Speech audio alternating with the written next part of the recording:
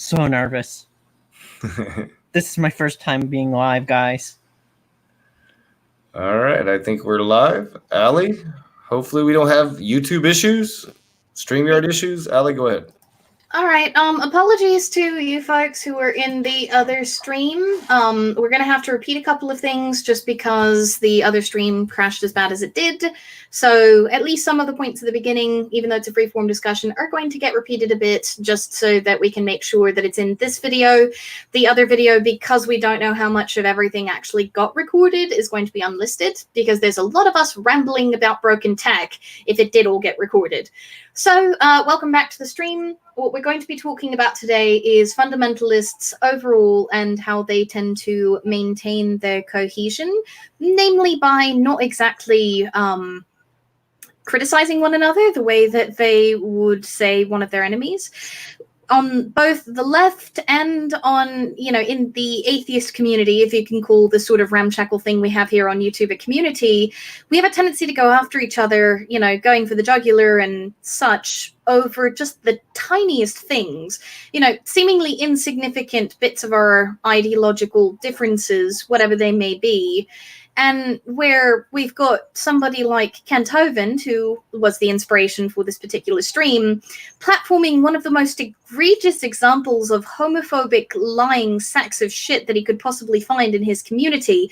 And not just platforming, but actively encouraging churches to host him as a speaker. Good gods. So we're here to talk about why that might be and what lessons our community can take from it, if any at all, and also have a little bit of fun, kicking around two of the more fun hacky sacks within the community. We're also going to be talking a little bit about the Trump administration and some current events. So with that, I'm going to let Callan and Carlton sort of take it away a bit. We're starting with Hovind and Powell. So we're starting with Cupcake and what's his other name? 0645217. That's who we're starting with. And yeah, they're both genocidal maniacs who have no soul, even though they think they do. And oh, Callan, you're an animist. Like everything has a soul. Yeah, but I think they might be the exception. I'm not sure. Oof. They've created a theological crisis. All right, so while Callan is having her existential crisis in the corner, do you have anything to add, Carlton, as far as commentary on Hovind or Cupcake or anyone else? I think Carlton went to brush his teeth. Oh, he's back. Well, you've got to wash that terrible name out of your mouth after you say it, don't you? Be right back. Yeah, I had to wash some mat out of my mouth. Sorry. So we had opened up with the same introduction as the prior video. Effectively, your initial thoughts on Hovind and Cupcake and this entire idiot dramatic thing that has been dropped on Nakasuchi's doorstep.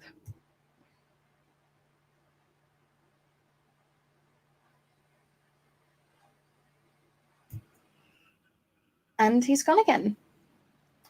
All right. I suppose it's up to Callan and I, or Naka. Naka, do you want to add your thoughts since Carlton is AFK again?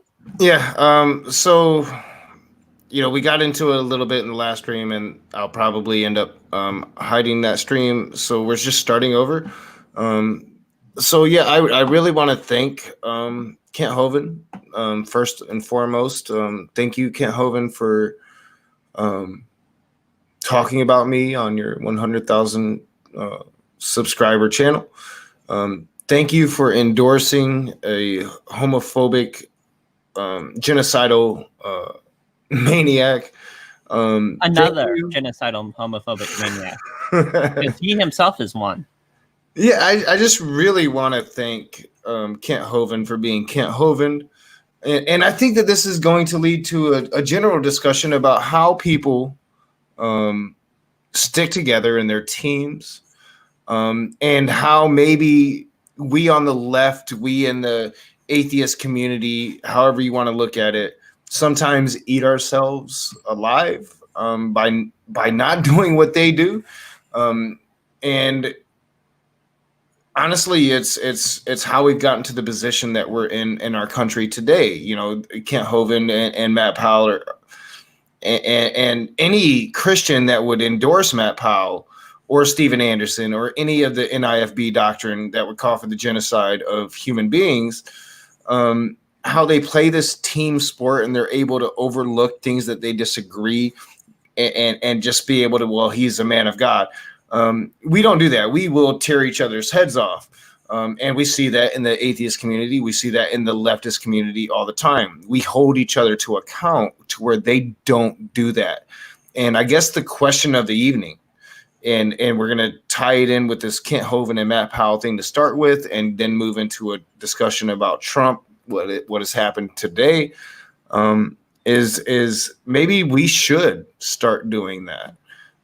Maybe we should be that atheist community that they say we are, and when we're not, because we're just a bunch of people that don't believe in God, or you know, the skeptic community as a whole, to where we're very skeptical of Abrahamics and religion and anything that we should be skeptical of. I think that this is a good opportunity to have a discussion about how we play team sports, and for the side that doesn't play team sports, how we might eat ourselves alive. I'm thinking of Al Franken as a perfect example of that. We threw Al Franken to the wolves for. I'm not going to excuse his behavior by any means. And yet we have a president of the United States that has accusation after accusation after accusation of sexual harassment, not to mention accusations of rape. The vast majority of which are most definitely credible in terms of investigations and things that have been done. I mean, it's just, it seems like the Republicans stick together, Christians, they stick together. And then we on the other side of that tend to eat each other's heads off. So I think that's the general discussion that we're going to get into. And I'm looking forward to it. And we do have a spot or two if anybody would like to join. It is open. So I would like to make a note. I don't think there's anything wrong with calling out particularly egregious behavior. You know, if there's a credible Me Too accusation, for example, and, you know, something like that happens, I think that there's nothing wrong with dissociating from that member of the community, particularly, you know, if investigations and things come out, like that can be quite harmful to someone's career. But I think that there is something to be said about like minor points of ideology and us getting, you know, like disowning one another over those. It would be like me going to Aliyah Kai and say, wait, no, you're Hellenist. You worship different gods than I. No. I can't have this. Bye. I'm out. Sorry. Leaving the stream right now. Or either one of you automatically dismissing me for being an atheist, not believing in your gods.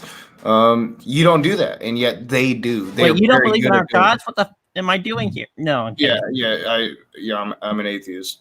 Well, and I mean, honestly, like that's something interesting. Like Naka and Callan and I all have, and Carlton have much more ideologically that we disagree between the four of us than a number of people who are infighting in our community do. You know what I mean? Like Naka's been thrown under the bus by a number of members of the community for platforming us, for example.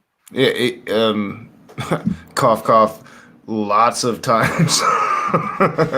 You know, but I don't give a fuck. You know, like, you know, people have their opinions, and if they're honest opinions, I'll give them credence.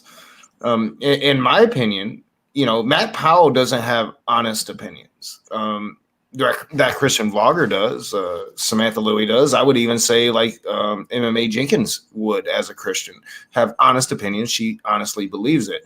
I think Matt Powell seeks recognition by saying crazier and crazier things. I proved that in the modern day debate when I actually goaded him into comparing homosexuality to Hitler, for instance. You know, so.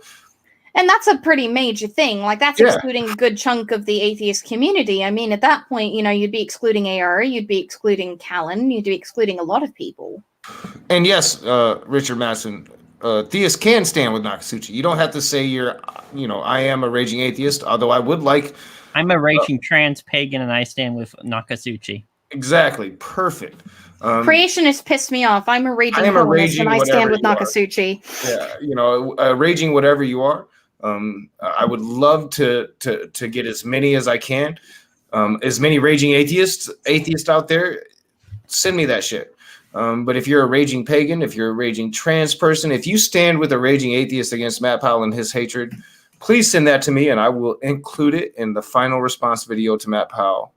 For quite a while, I'll never be done with Cupcake, because like now it's like raging atheist Cupcake. It's a meme. Well, like he's basically become your version of what's his butt, Dragnot and G-Man. Yeah, and you know, I aspire, and I'm speaking of Dragnot. I aspire to be in Matt Powell's head as much as you are in G-Man's head, and also I aspire to be as compassionate as Dragnot is with G-Man, because Dragnot shows a lot of compassion to G-Man. I want to show compassion to Matt Powell, because while he throws me under the bus, while he misrepresents me and lies to me, I think showing the opposite of that is the best course. So, you know, I've been told not to do this, but Matt, I'll give you a chance to come on. You can come on here and you can apologize. That's our next conversation, dog. That's it, and that's all. You know, and Matt Powell, it's really interesting. He shows a lot of the signs of narcissism in the way that he will try to twist his victims' words on his victims, right? Like he feeds on people until he can throw them under the bus. You've seen the way that he, for example, there's been numerous videos on the way he treats his own congregation members, right? Like he's gone after people for criticizing something that he said in one of his speeches privately on cell phones to one another over text, as though he's somehow, you know, this immutable messenger from God that is completely infallible and he only knows the way. Well, that's like the makings of, you know, let's found a That's cult. not narcissism. Like that's something that we call a God complex. that's narcissism. And I don't want to give too much away. Form. I don't want to give too much away of my future response to Kent Hovind and Matt Powell, but there's a point in that interview where he tells Kent Hovind, he's like, I haven't watched many of your interviews. And yet, Matt Powell regurgitates Kent Hovind arguments word for word. I mean, that is a known fact. And yet, he's in this interview with Kent Hovind. You know, Dr. Hovind, I don't really watch too much of your videos, but I just think that because we both share God, that we have this. I mean, this is literally what he said, that we have the same message. Like, God revealed to me your message. I shit you not. I can't wait to get to that part of my response, but it might be a minute. So, on the subject of Hovind, though, Hovind and Matt were they were cut from the same cloth, right? Like, he got sent to jail for what? Tax fraud? Tax evasion? Like, he thought that he could escape one of the most powerful governmental institutions that we have. 12 counts of withholding taxes from his employees.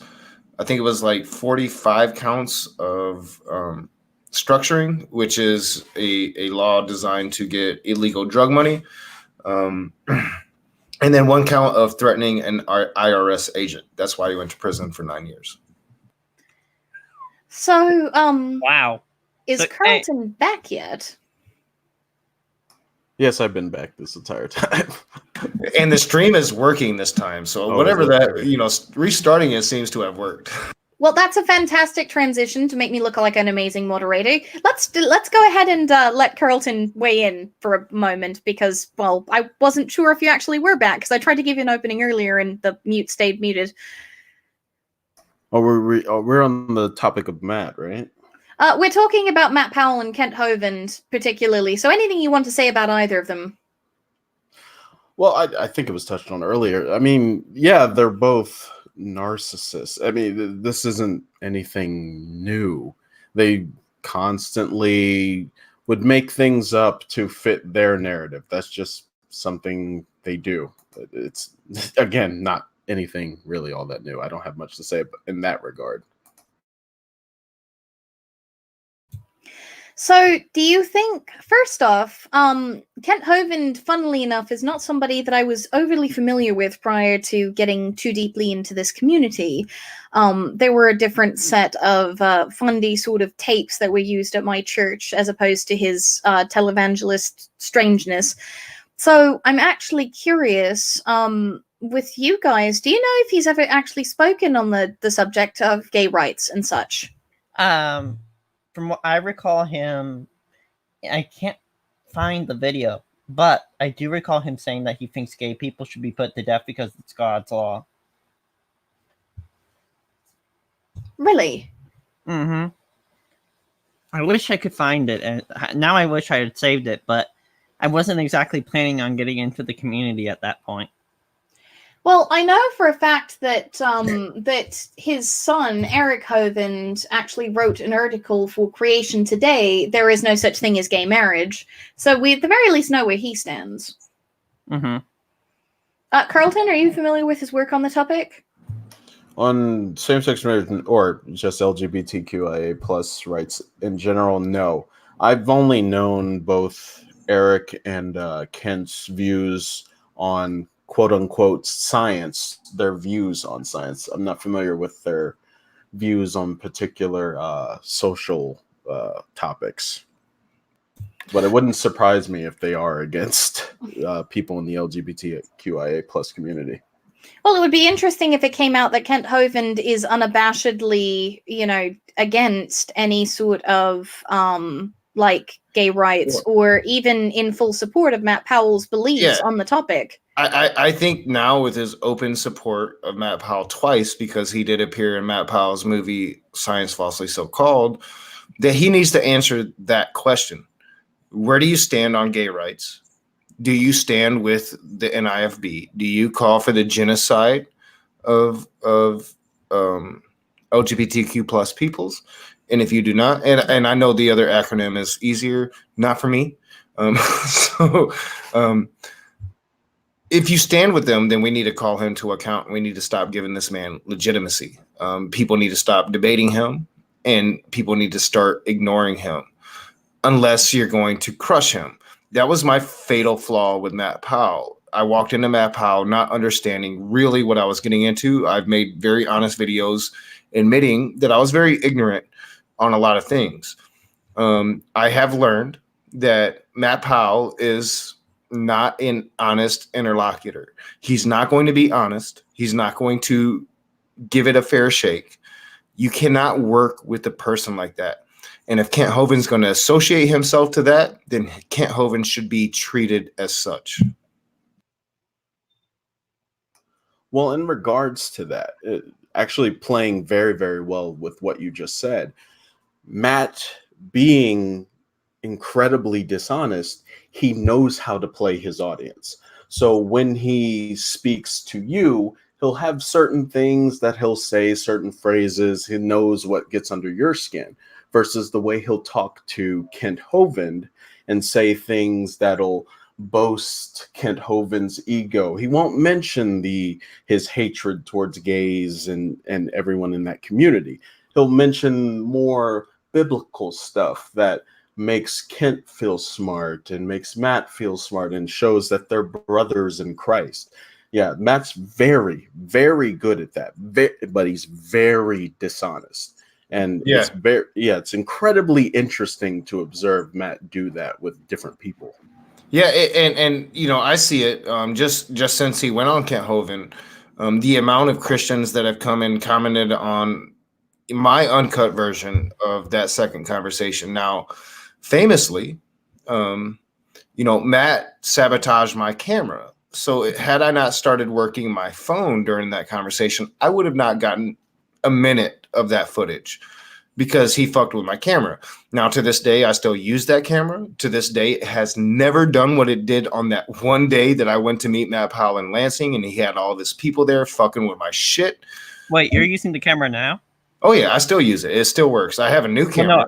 Are you using it for this stream? No, I'm using my webcam. Okay, that would have been amusing.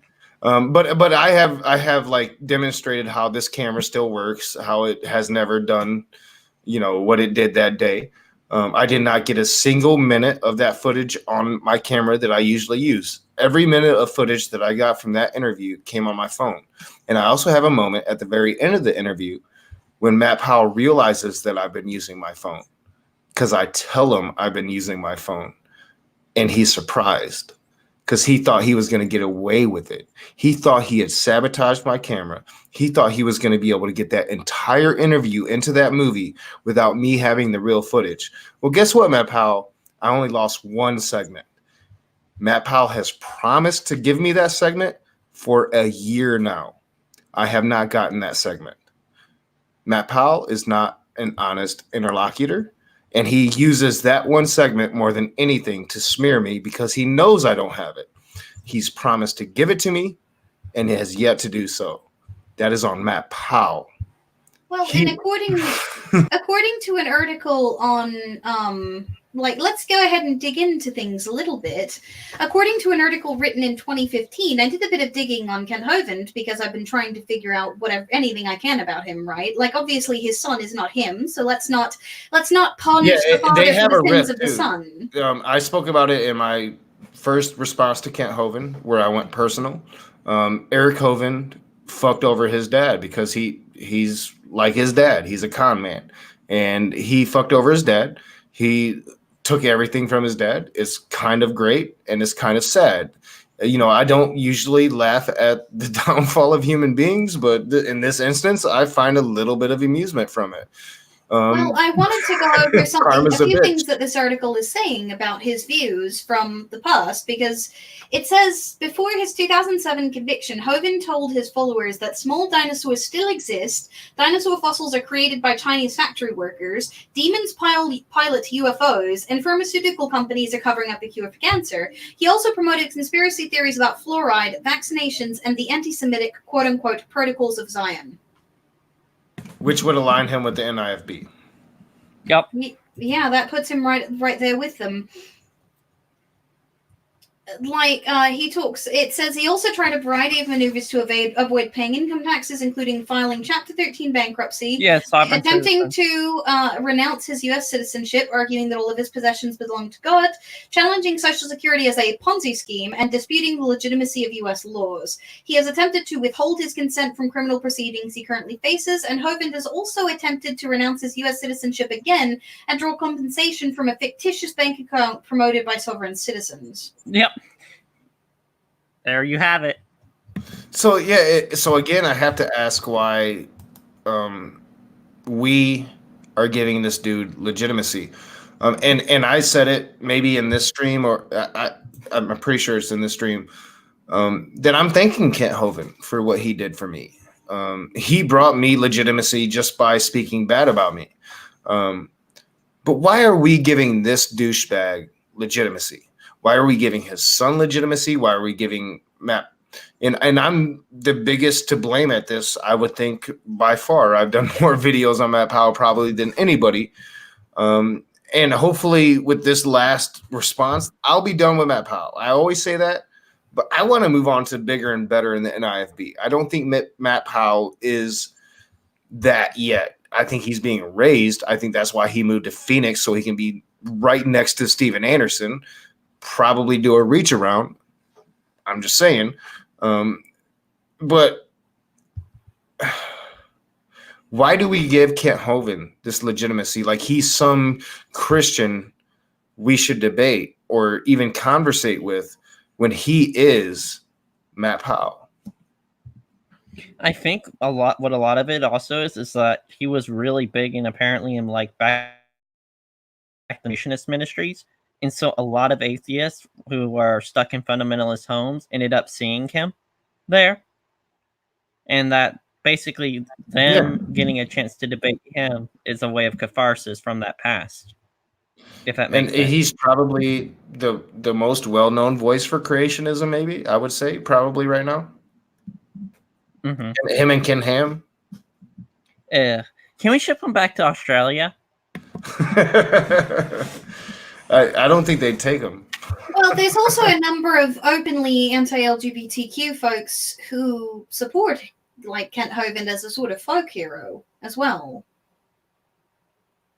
So, I mean, Yeah. I don't even think calling, like, him being called out is going to flag him, you know, or is going to, I guess, bother him too much, because he appears to be fairly unabashed about his views about LGBTQ people.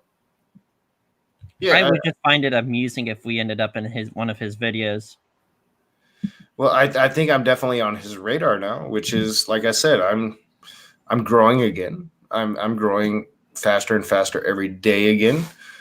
But I'm still only a 2,000 subscriber channel, so thank you, Kent Hovind. Thank you. Thank you for recognizing the greatness that I'm going to be, you fucking idiot. Exactly. So, on that subject, like, I guess we were going to talk a bit about how they don't tend to call each other out for the most reprehensible things that they do. Probably more than likely in this instance because they don't actually have a problem with a lot of these sorts of things, right? You know, calling for the genocide of an entire group of people. And not only that, though, the more moderate Christians, they tend to shy away from it. They don't call it out either. This is a conversation I had with that Christian vlogger, and this is something that I need to see more from moderate Christians if they really want to form some kind of equal footing with the secular world and with non-believers. And that is, you need to call out the atrocious behavior of your own. Now, hopefully, that Christian vlogger will. I think he will.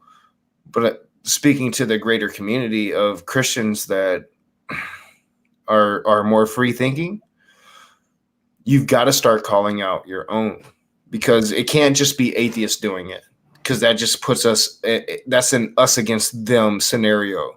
We need their own calling them out, and we don't get it.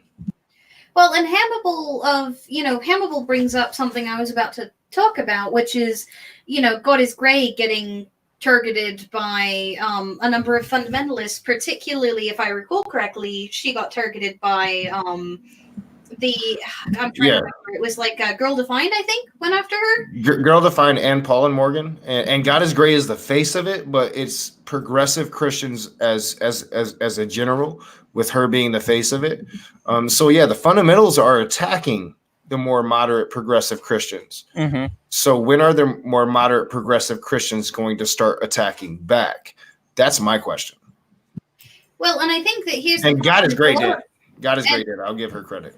Well, yeah, and like even so much so that Mr. A got involved. But like, I think the difficulty here is that a lot of moderates, and you see this again in lefty politics as well, a lot of moderates are pragmatists to a certain extent. There's things that they still want, that they want to accomplish, and they feel like attacking their own wouldn't necessarily help that. And for groups that have persecution complexes, like the right, which is largely made up of Christians, and just like the fundamentalist Christians overall, there's this persecution complex that's built into Christianity. They're like, why would we attack each other, right? The world's already attacking us. And I think that there isn't quite as much of that in these more minority communities like what we have. Well, unless you get the pagans, we attack each other like crazy. Oh yeah, we absolutely do. Well, we don't necessarily attack each other, but we get into a lot of arguments. Okay, then I'll speak for heathens. Heathens attack each other. Heathens love to fight. That's what I'll say. Yeah, from what I understand of it, yeah, you guys do like to fight. But so do atheists. I mean, I think a lot of times atheists just look for a fight. I see it on Twitter all the time. That's why I kind of stay off of Twitter. It's like, God damn it, I can't look at this shit no more. Yeah, but I guess at least for us heathens, we have historical precedent for it. Yeah, there was a fantastic meme that I saw, and I'm sure that the person who posted it will post it in the after show. But it's a Thor meme from I believe it was Thor Ragnarok, and it's you cannot defeat me. No, but he can, and it has leftists, and it's slightly different leftists were the thing that was emerging that could whoop her ass. Well, and this can kind of segue into the next part of the conversation, because We do have an element of our secular society, mainly a conservative Christian element that is willing to stick with a president in the face of all crime. And this kind of goes into how they stick together, and we can turn it, instead of, you know, the secular skeptic community, we can turn it towards the left, and how the left, we hold ourselves accountable for each other. We don't play those team sports to the extent that the right plays. I know that I personally watched all of the hearings today. We have very serious shit going down in this country. In my opinion, the country today took a very pivotal turn. And I would like to start getting the conversation towards that, unless anybody else has some more bashing on Kent Hovind, which I'm always open for. I will say, let's see. Yeah, Kent Hovind's real name isn't Kent Hovind. It is what is prisoner 06452017. Yeah, I alluded to this in my video. If you've been in prison for 9 years, there's a very, very, very, very good chance that Kent Hovind lost a cherry somewhere along the line. I'm just going to say it. Yeah, we should probably be careful about mocking. Yeah, I shouldn't do that. I shouldn't do that. I've been in prison. I've been in prison. Well, I mean, as far as somebody who would consider that an insult, like, we can say that we're saying that because he would consider it an insult, but it really is kind of a yikesy thing to say, love. I know, but I've been in prison. So for 9 years in prison, shit happens to you. I'm not saying that happened to Kent. I'm just saying shit happens to you. You're just saying that there's really no way for us to know. No, there's not. Like I got a best friend. We have suspicions, but yeah, there's no way to know. I'm just saying, Kent, I'm here for you, dog. I'll be an open ear to anything you want to talk about, including any criticisms of anything that I've ever said, which has been very little, because I actually never attacked Kent Hovind before. Never, not once, outside of a few live chats where I trolled him because he was debating. Yeah. So I'm open to this. Well, and it's, given that most of his promotion of his, like, flat earth and creationist nonsense is, he was at one point, yes. There are interviews that he has done where he gives biblical evidence for flat earth. I don't quite see how you can be I had this conversation with Matt Powell. I don't see how you can be a biblical literalist and not be a flat earther. I really don't, because it has one, like, reference to a globe type thing. That has several references to the four corners of the earth and to a flat earth. So I really can't understand how biblical literalists aren't all flat earthers. Personally. Well, you see, you have to have the Holy Spirit inside of you. Your like atheistic, soulless self. You don't have the gift of discernment. So they can discern what is literal and what is not. And you can't, because there's no way for you to do that.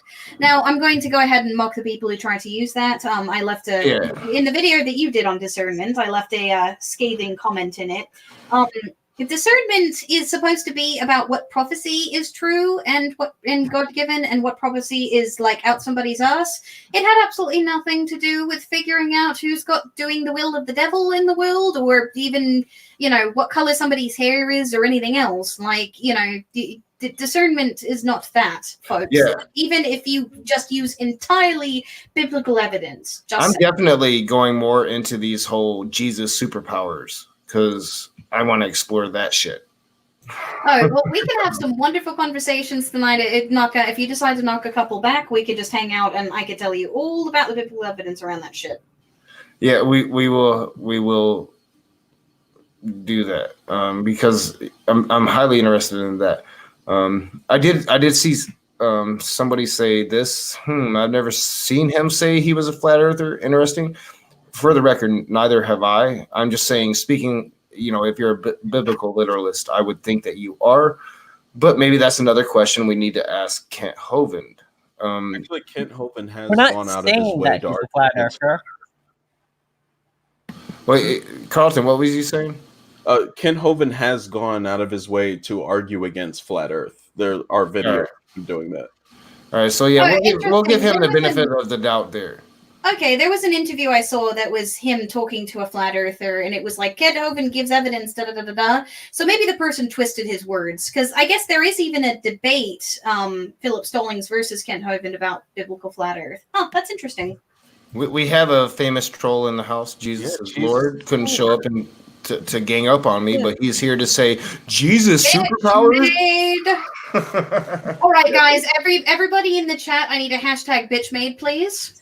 Yeah, bitch made, hashtag bitch made, Jesus is Lord, where the fuck were you at? You had a chance to get schooled by Nakasuchi like your fellow cohorts did, but you didn't show up. Yeah, don't get me that's the started on- coward, isn't it? Oh, he's the coward. Let's see how long it takes him to get banned this time. I want to ban him. Yeah, I know this may not be shocking to people, but yeah, he's incredibly dishonest, especially as it pertains to trans individuals. Yes, Jesus is Lord. I was in my wife's account that other day in G-Man's chat, and my dude.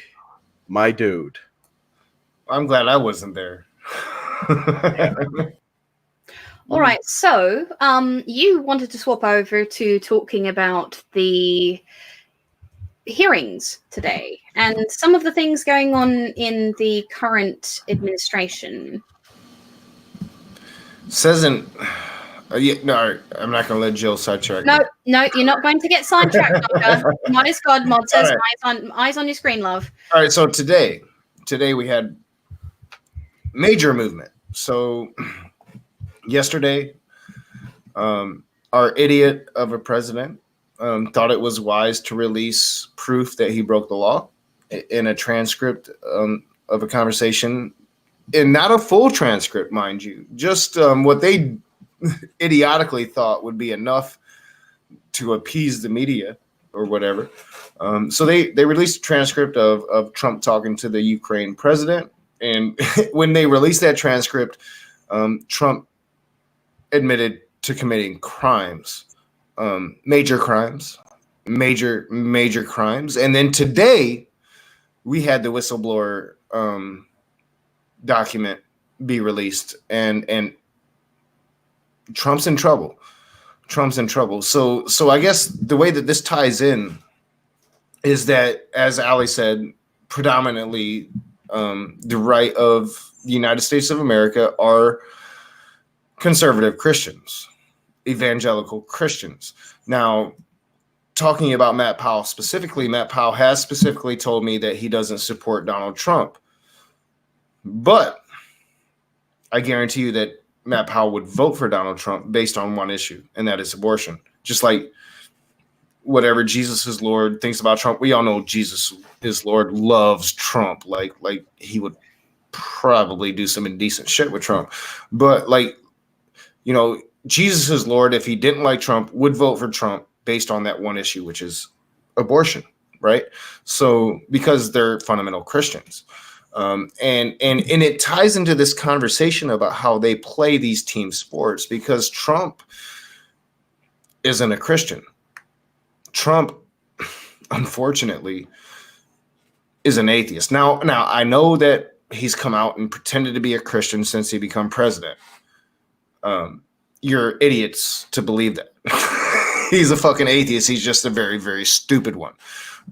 So he's an atheist who hasn't actually bothered to educate himself on the Bible in any way, shape, or form. Yeah, he doesn't believe in God because God is in green. He believes in money and how to best con you out of your fucking money. That's what Trump does. That's why we kicked him out of the Democratic Party. That's why he's not a Democrat anymore, because we don't take his bullshit. But this whole team sport thing, these Christians, these conservative Christians who are hot button topic voters, they vote abortion and they vote gun rights. That's it. That's all. That's all that matters. And Supreme Court. So we'll put 3 there. because Supreme Court is far more important to them than it has been to us, and we are paying the consequences of that now. For the last 40 years, the right has consistently put judges into power to where the left has not. The left has tried to appease the right and put moderates in when the right were putting far-right extremists in. We are bearing the consequences of that right now. Well, and now we have a constitutional crisis where our president has broken the law, and a good portion of the country is defending it. And it ties into this discussion. How can you defend it? How can you be American and defend it? Please educate me. Especially when he ran on a law and order platform. I'd actually like to give Carlton an opening on this since he hasn't gotten to speak in a while. Yeah, what I was going to say is, well, I'm not super familiar whether or not Trump is an atheist. I don't really care. But Trump is an opportunist. Right? Well, he was definitely an atheist until he declared president. I mean, there's no doubt about that. Yeah, when he was asked what his favorite verse was and he couldn't say it. But yeah, he's an opportunist. Whatever makes his dick look bigger, he will go for that, right? So that's what we're essentially seeing if you're actually following the news now, which is, hey, you scratch my back, I'll scratch your back. I see an opportunity here for me to at least maybe win here because I see there's a legitimate threat here. Which, I mean, say what you will about Biden, whatever. But yeah, there's a big threat there to Trump if he's going to not only get himself involved with this thing, but his attorney, Rudy Giuliani, and the fucking attorney general. This is some scary ass shit. And I wish more people would be more upset about this. Me too. And hopefully, today they are. I haven't seen much reaction based on the testimony we got today. But yeah, it very much appears that we are very much now into a Richard Nixon situation times 10, times 20, times 100. Trump did what Nixon did, but on a world level instead of on an American level. So where, Nixon sent people into Watergate to fuck with a democratic election in this country, to essentially force the Democrats to nominate their weakest candidate instead of their strongest candidate. That was Nixon's aim. That's what Trump thinks he's doing. Now, Trump's stupid. Trump's an idiot. So he doesn't quite realize that Biden isn't our strongest candidate. Even though he's technically the front runner, he's the front runner ahead of two progressives that are splitting the progressive bloc. And as soon as one of those people drop out, Biden's dead in the water. Trump's too dumb to realize that. So he thinks that Biden is his competition. I'm sorry, Trump. Warren is your competition at this point. Maybe Sanders, maybe, but it's probably going to be Warren. And well, I mean, Biden kind it doesn't make any sense because of all the Me Too things that went after him. He's got a record 10 miles long of things that he's done. Oh, yeah. This is only the tip of the iceberg. Oh, wait, he has a record? Yeah, Biden has a lot of HR complaints against things he's Joe done. Biden is very possibly guilty of exactly what Donald Trump is alleging him of. That's not the issue. It's not the issue. The issue is that Donald Trump is using his power as president to get dirt on a political opponent. That is Nixon. That is exactly what Nixon did. And we are now, once again, at Watergate, but on a much bigger level than Nixon could have ever imagined. I will say this. Biden will be the next president. Okay, so I disagree. We've got a bunch of people in the chat. I'm not going to honor a troll, but we've got a bunch of people in the chat who aren't the troll asking now for the law that Trump broke. There are a number of laws governing what one can use public office for, particularly for things for personal gain. Using an executive office to gain dirt on a political opponent, which is effectively what it's alleged that he did here, is against the law and very well could be grounds for his impeachment if it turns out to be true. And it's looking from the testimony that it most likely is true. He broke campaign election laws. He has broken the Constitution. He may have broken campaign finance laws. You cannot receive any political contributions from a foreign government. That is in the Constitution. And what he did in that Ukraine conversation broke the Constitution in half. It broke it. Well, and, you know, the game is right there. It's not taking everything else that he has done that we do have proof of into account. Now we have every means to go after his money. You track his money and you find his crimes. And now we have our end. Mueller was too scared to do it. Mueller punted to the Congress. Well, guess what? The people of America voted into the House of Representatives an opposition party. And that opposition party is going to use their power now. Well, and not only that, but we actually also have the sworn testimony of his lawyer about the bribes that were given to the sex worker that he had hired. That he had if she was what? Jesus is Lord did not watch the hearings today, or Jesus is Lord is just an ignorant fuck. I vote on the latter. I've been ignoring Jesus is Lord. It wasn't until 2 other people in the chat requested the information that I said anything. You know, if he won't acknowledge Kalinarai, then like he can stay in his corner. Oh, he's been ignoring me, which is kind of amusing because I've been asking what this transmania is. But yeah, let's see if he has the guts to try to say something about that. I doubt he does. Little coward. So, Carlton, do you have anything that you'd like to add to this particular discussion? Like, I know that you've been sitting here muted. You can jump in at any time, you know. Oh, I know. You don't have to be called on. Yeah, I'm a little distracted by Jesus as Lord being in Indy, but yeah. In regards, I really don't understand. Like, I know it's very tired to continue to say, well, if Obama had done this, but seriously think about that. Like, why is it okay for our government to seek or pressure, rather, a foreign government to investigate American citizens? Why is that okay? And not just any foreign government. Yeah. A foreign government that's completely reliable on us for the defense of their country. Exactly. Yeah, and I remember when the Russian investigation was happening, conservatives were going on and on about, oh, look, the government's investigating Americans. Look what they did. I forget the guy's name. But, oh, look how they're going after him. And it's like, well, here's a clear example of the leader of our fucking country telling a foreign government to look into Americans. Jesus is Lord. How can you say that's okay? How can any conservative say that? And just take away the Ukraine, right? So we had a 2-year investigation on Russia, their interference and their connection to Trump. And as I said, Mueller was a coward and punted to Congress. But that still hangs over this president's head. That's not over, right? So what has Trump done for the whole world to see? He has pushed Russian propaganda. He has pushed for Russia to enter the G7. He has pushed for Russia to enter NATO. NATO, who was implemented to stand against Russia.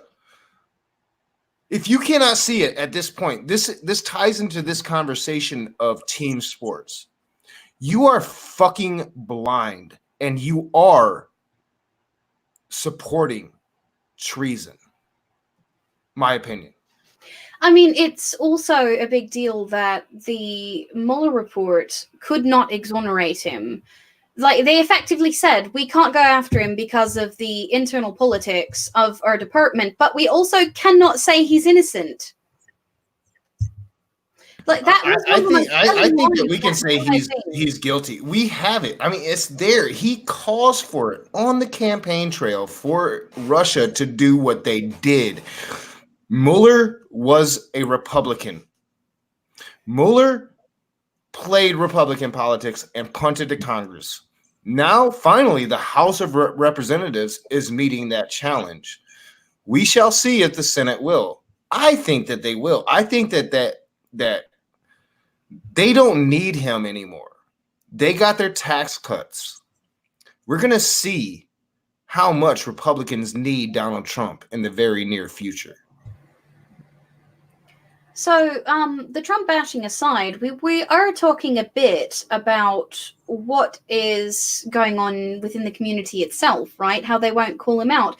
It's funny how many people who completely and utterly slaughtered him on the campaign trail have stood behind him through all of the insanity. Like the people who utterly stabbed him in the back that are, talking about what a fine person he is now. Ted Cruz. Yeah, Ted Cruz and Rubio are two of the big ones. Lindsey Graham, although Lindsey Graham has recently been critical. And it speaks to the whole general topic of the conversation, right? This is what they do. So they disagree, they bicker, they don't like each other. But when push comes to shove, they support each other and they back each other up. And they create these narratives to take over the narrative. To where we, the left, the non-believers as a community or whatever, we call each other out. We hold each other accountable. No, that's not cool. That's not good. Nakasuchi, you fucked up in that debate with Matt Powell. This is what we do, and it's a good thing. But at the same time, when they're not playing that same strategy of integrity, then it's not a good thing.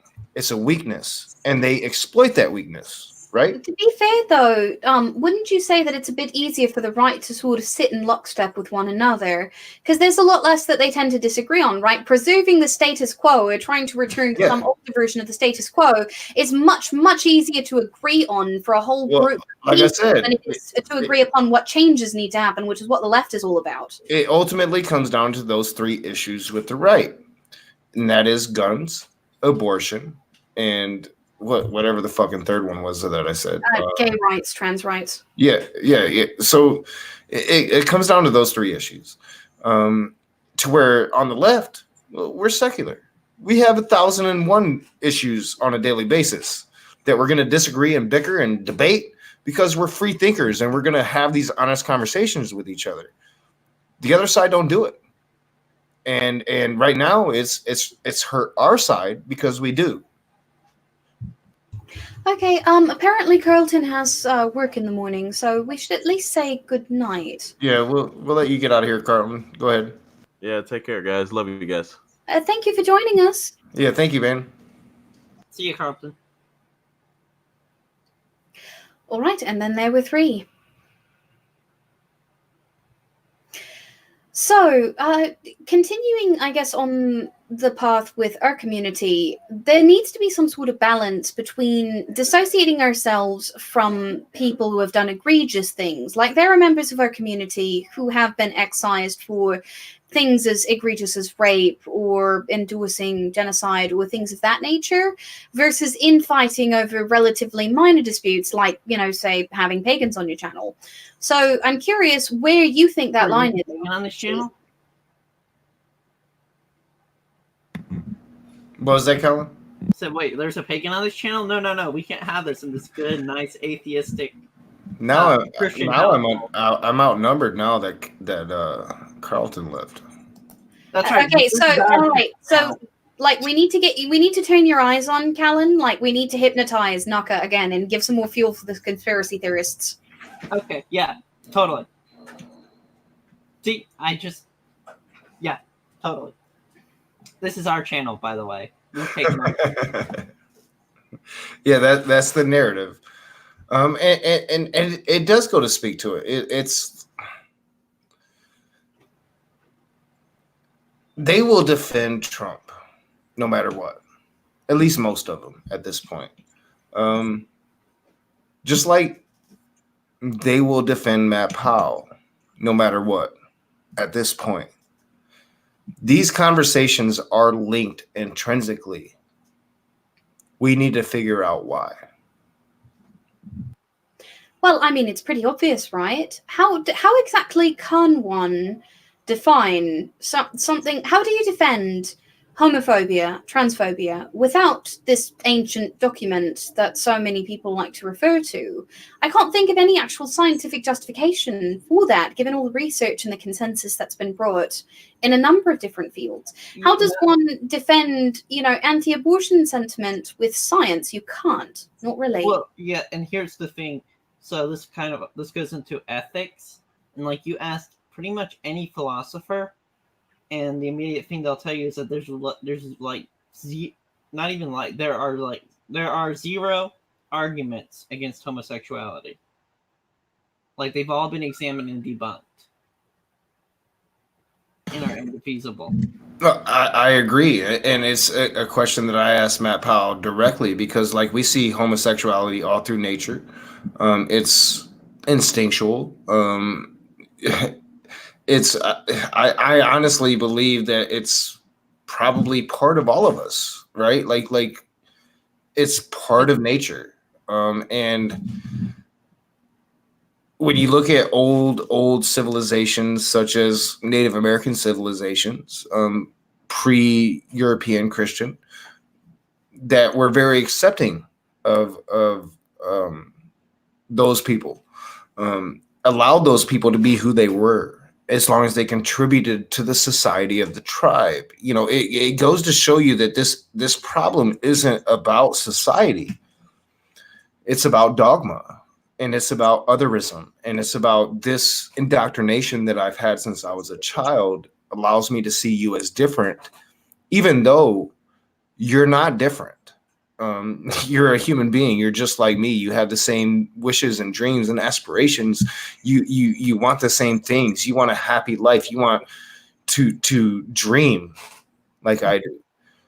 And that's what people like Jesus is Lord can't realize. That's what people like Matt Powell can't realize, because they've had this indoctrination that separates people from people. And that's how they can look at Trump and say, well, he's putting the Supreme Court judges on that I want, or he's taking that hard line stance against Islam that I want, or he gave us those tax cuts that we want, or he's deregulating like we want. And they can ignore obvious crimes because they're getting what they want. And it just begs the question, like, are you American? Or are you simply after what you want? Because that's what they accuse us of. We want free shit. We want socialism. Free shit. Isn't that what you're after, though, essentially? See, what we really want isn't free shit. We just want a chance for everybody. Well, we just want to live. That's not what they want. They want a chance for them and them alone. And that's what it comes down to. Yeah, we just want to live, really. I mean, you break it all down. That's what all humans want. Well, and that's part of the issue here, isn't it? Apparently. Like, why are you so bloody concerned with what's in someone's pants or what two people are doing in their bedroom? I mean, that seems more like your problem than ours, doesn't it? Yep. Like, here in North Carolina, like with the whole bathroom bill, it's like, what are you going to actually do? Are you going to have, like, officers stationed outside each bathroom saying, all right, pull down your pants real quick so I can check and make sure you're not breaking the law? Well, and here's the really fucked up part of in North Carolina is just back. Like, everybody tries to say all these other states are like the reddest states. I'm like, go to North Carolina. Yeah. So what they're proposing, right, is that people that look like women, maybe not fully transitioned, maybe fully transitioned, and are women. I mean, you are women. They're proposing that they make those people go into the bathroom that they're opposite from. Which they're more likely to be sexually assaulted or harassed Exactly. if they do.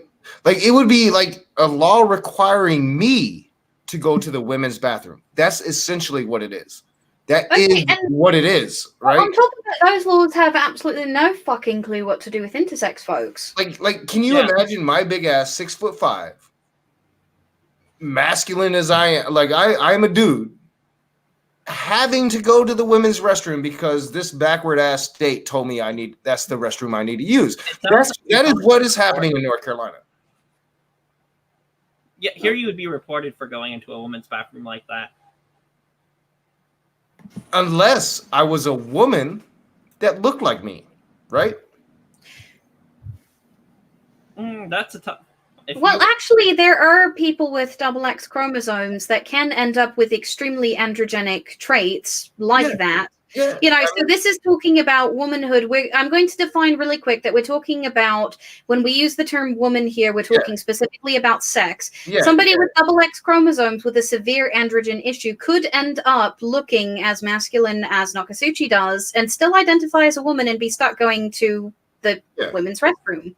So a lot, I think, and trans men could also, like trans men that pass could also end up that way. I do think that women that are transitioning to men get lost in this conversation. Sometimes I know a couple in real life, you know what I'm saying? And, you know, they sometimes feel lost in this conversation. At least my really close friend does. And the whole thing is, so yeah, when I say if it's a woman that looks like me, it's a man, right? And should be able to use the men's restroom. And to make me, like, you look like me, right? You are me. You identify as me. You look 100% just like me.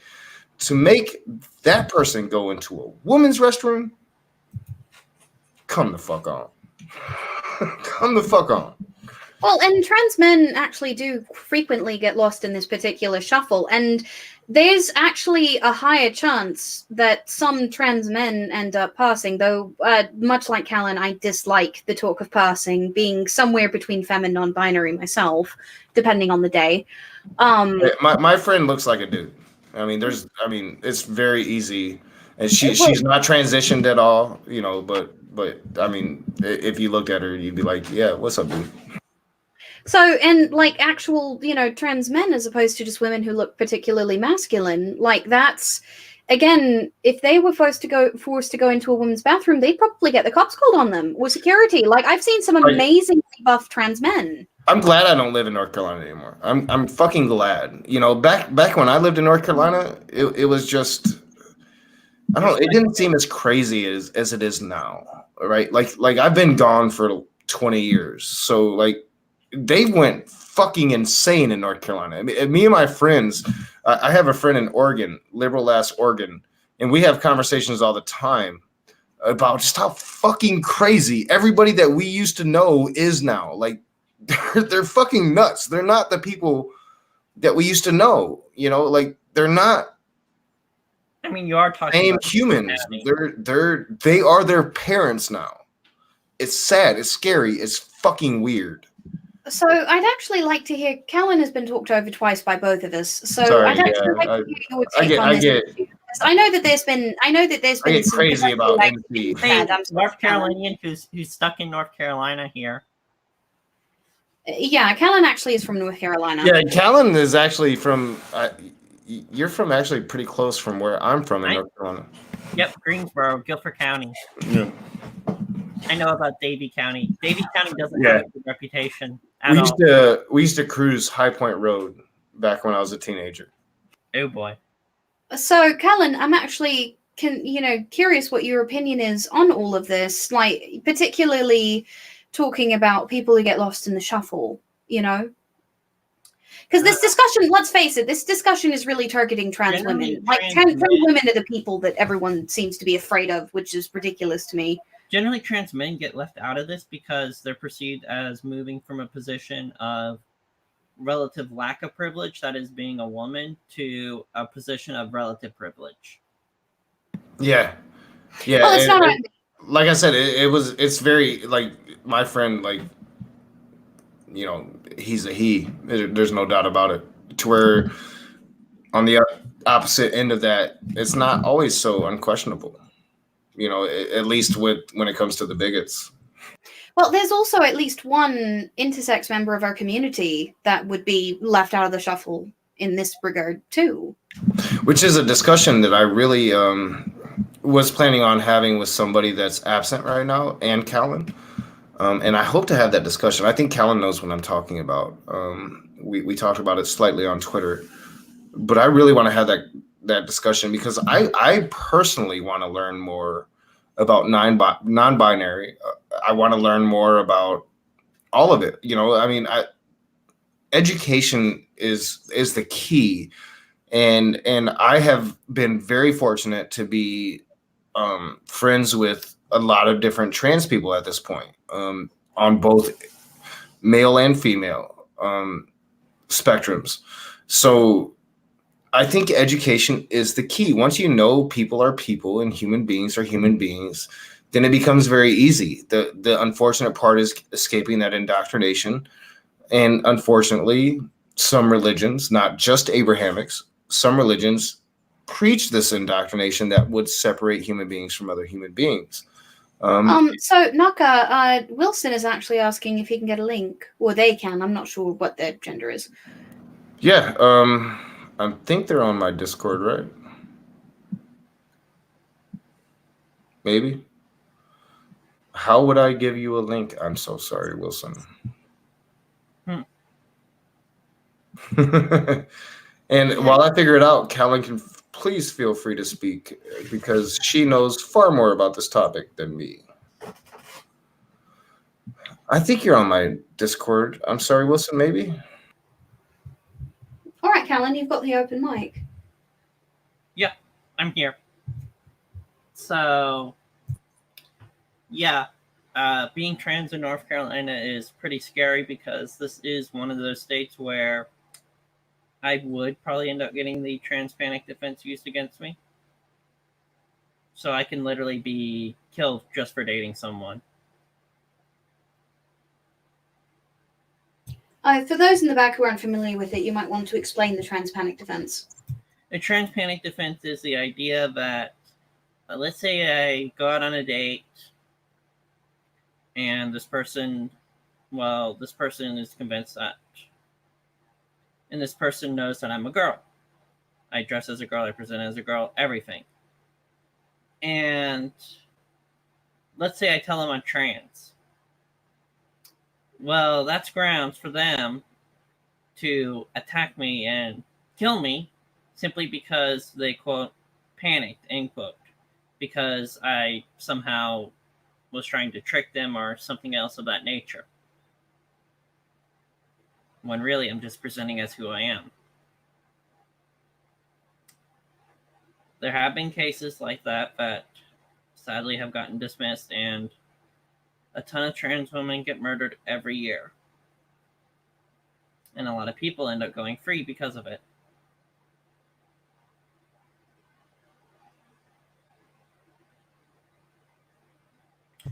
So, on the subject of those who get lost in the shuffle, why do you think trans women in particular are so heavily targeted?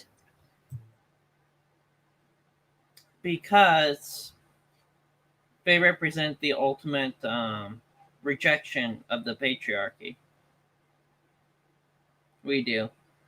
We are people who have been born into what society deems as a masculine male category, and yet we look at that and say, no, we'd rather go this way.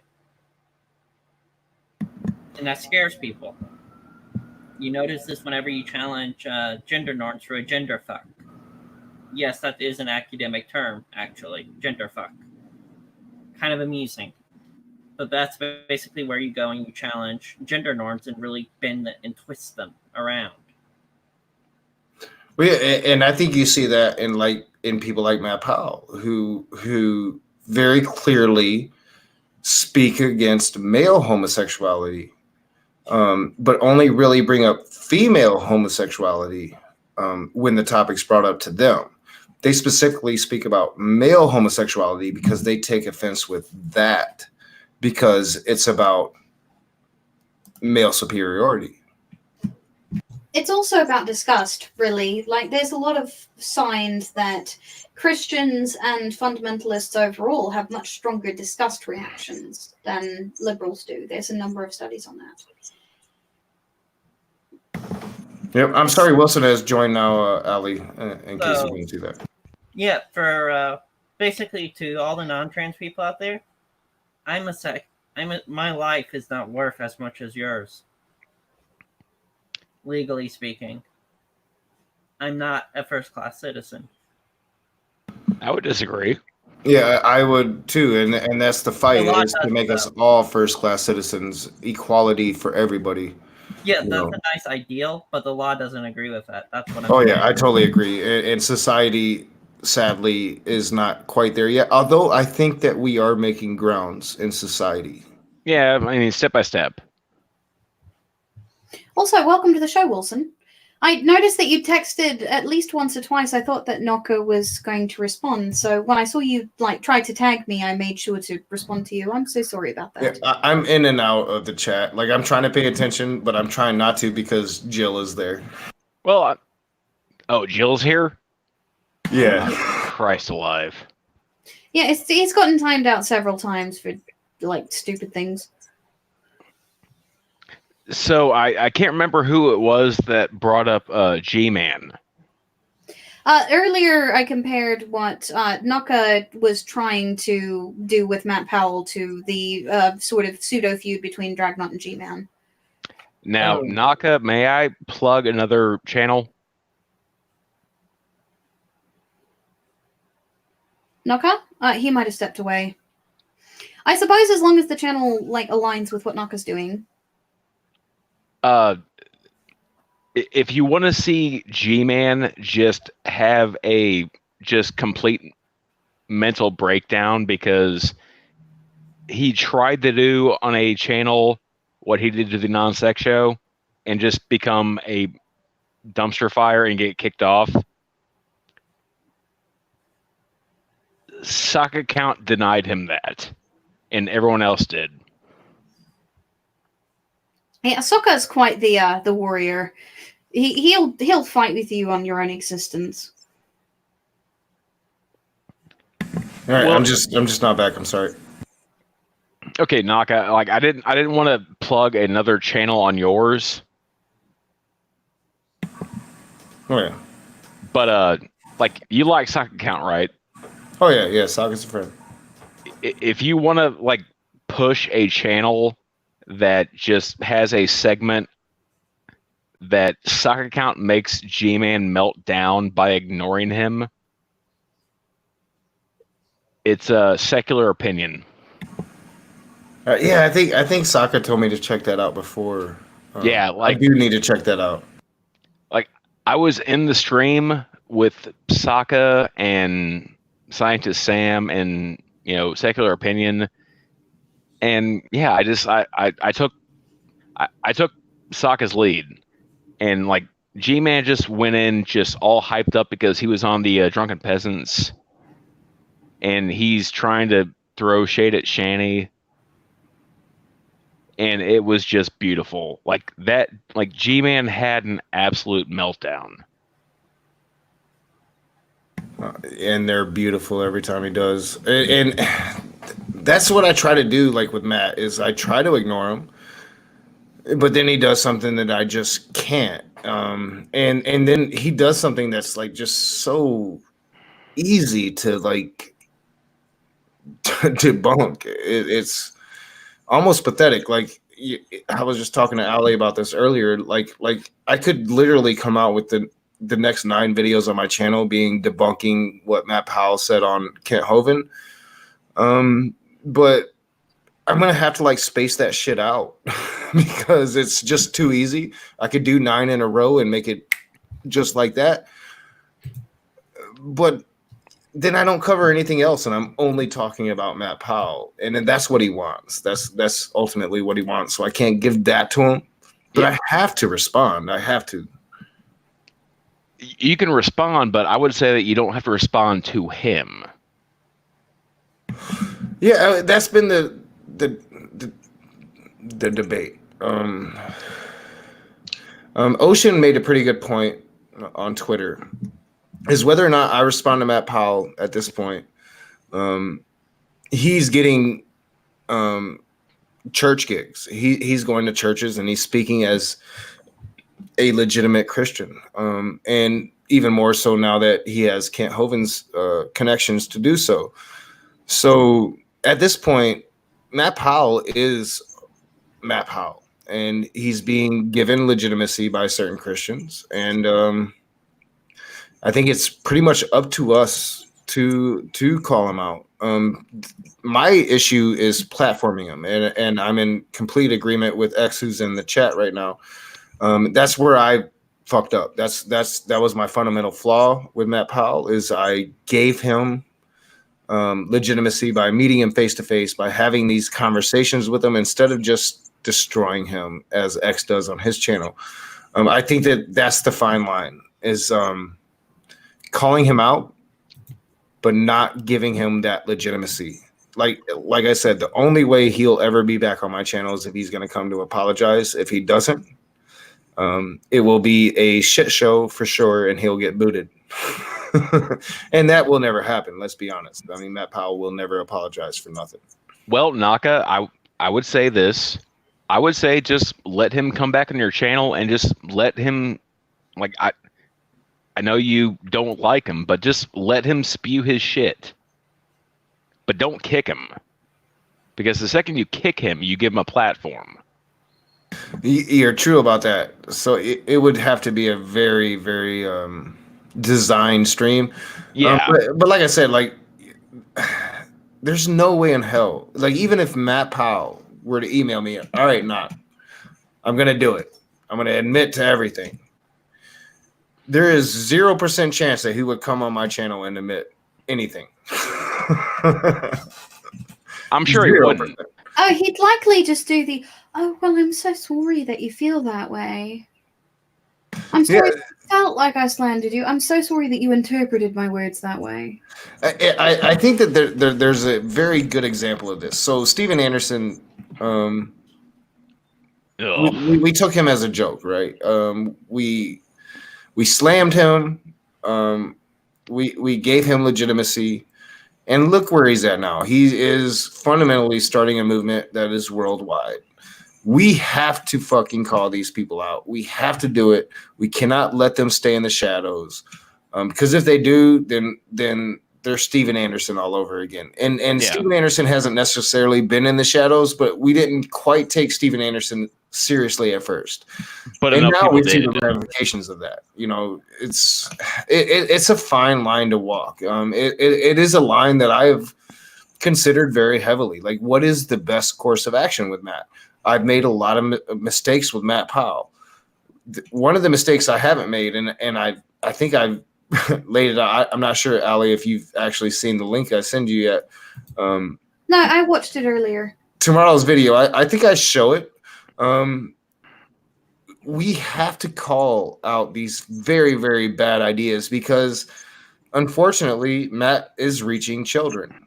We see it with Guzman 1611. We see it with other children he's had on his channel. Now he's actually in Phoenix, Arizona, more than likely, I don't know this for a fact, interacting with Steven Anderson's congregation. So, Christ alive. Yeah, I mean, he moved to Phoenix for a reason. And Steven Anderson is there. So I have to assume that that's the fucking reason. They are raising him because he has made some ground. But he's done it very dishonestly, and it's very easy to show that. I have the footage to do so. Most people don't. Most people don't have 2 full conversations with Matt Powell face-to-face to where he has went and fucked with those interactions, twisted them, misrepresented them. I am in a very unique position to show Matt Powell for what he actually is, just because of the proximity that we had before he moved and those 2 conversations face to face. I am in a very unique position. That is why Matt Powell attacks me incessantly. Was Matt Powell in Michigan? Yes, until he just moved about a month ago. Really? Yep. He was actually 2 hours away from me. It was a very easy drive to go meet Matt both times. Because like I live in very close, like within like 200-300 yards. It's a Baptist church that it's IFB, but I've done my research, and like the pastor at that church, he does have connections with, you know, Matt Powell and Stephen Anderson on Facebook. I'm like, oh God. Yeah, and that's the sad thing is it seems that a lot of IFB churches are slowly coming to the NIFB frame of mind. They are growing.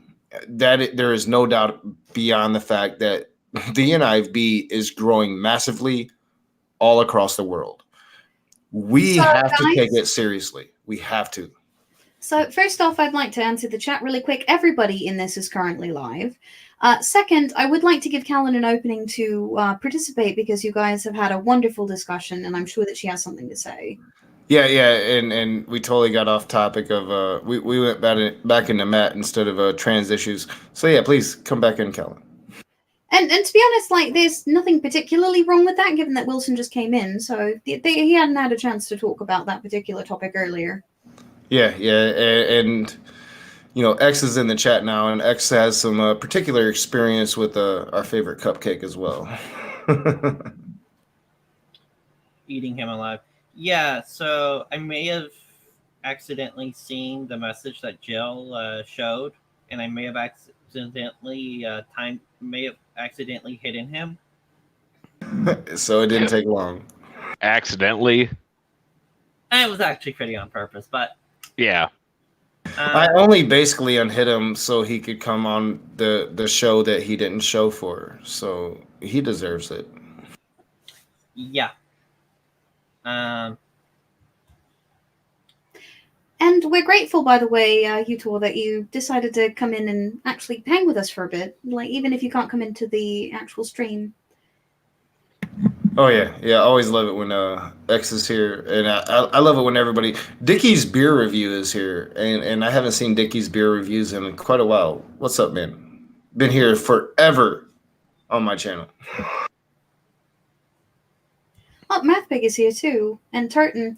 We're getting fairly close to when we'd normally wrap up. How much longer do you want to go on, Naka, given that we had such a late start due to tech issues? We can go for another 20 minutes. I do need to get to bed by midnight, so no after show tonight, but we can go to like 11:30ish, I think. Okay. All right. Now I can chime in, and I can tell you just how much of a piece of shit that G-Man really is. I do want to have a G-Man stream with Dragnot. I think that would be fun. That's probably not going to happen because the last time that G-Man was on your stream, that was one with Von Helton and Brett King, correct? Yeah. Well, I don't think G-Man will be here, but just have Drag on and we can talk G-Man. Well, like Dragnot, when it comes to G-Man, like he just does his own thing. Like he knows how to talk to G-Man. You tried to talk to G-Man, but he wasn't on a Christian channel. So when Brett King left, he kind of got more and more G-Man. Yeah, it was really good. But now I'm definitely considered a dragoon, at least by G-Man standards. Yeah. But yeah, like if you want to see like G-Man like at his absolute worst, go to a Modern Day Debate, G-Man versus Jake, 1 hour, 18 minutes, 19 seconds. Yeah, I have predicted it was the last G-Man appearance on Modern Day Debate ever. When he tells an atheist, I will be glad to see you burning in hell. Yeah, we have timestamps. Shay is absent, but Judge not lest thou be judged. Just saying. We have timestamps of Guzman 1611 in a Ben the Baptist live chat talking about how he wished he could throw homosexuals in a burning house. Oh yeah, watch it burn. But the greatest thing about that show was G-Man's after show. Yeah. Because G-Man's after show, like his live viewers are like 16, 17 people tops. And Jake is doing his live show on Twitch, and he has like 80 plus people, and they raid his chat. So Yeah. G-Man's live viewers go from like 16 to like 80. And Jesus is Lord is just banning people left and right. How am I not surprised that Jesus is Lord is a moderator on G-Man? Yeah, I was about to say.